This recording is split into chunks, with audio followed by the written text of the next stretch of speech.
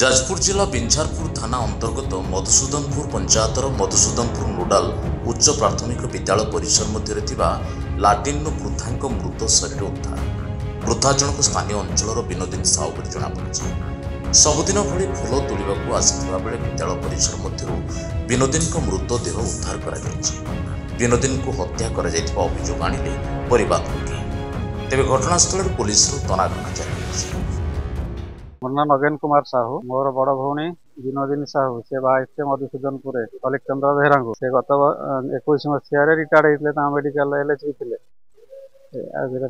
से प्रतिदिन भोरू अंधारिया भोरू उठिकी फूल तोड़ा पाख स्कूल बगीचा को जाती। गतकाली भोरू भी जाते कि फेरी नथिले। खोजाखोजी पर देखागला सी स्कूल गोटे पाइखाना भितर मरिकी पड़ जाती।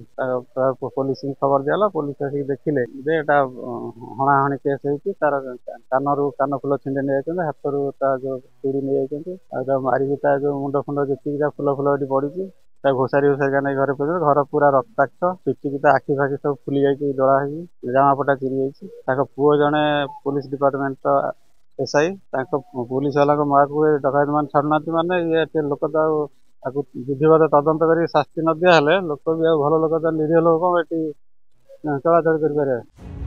बिंझारपुर पार्थसारथी बारिक रिपोर्ट, जाजपुर।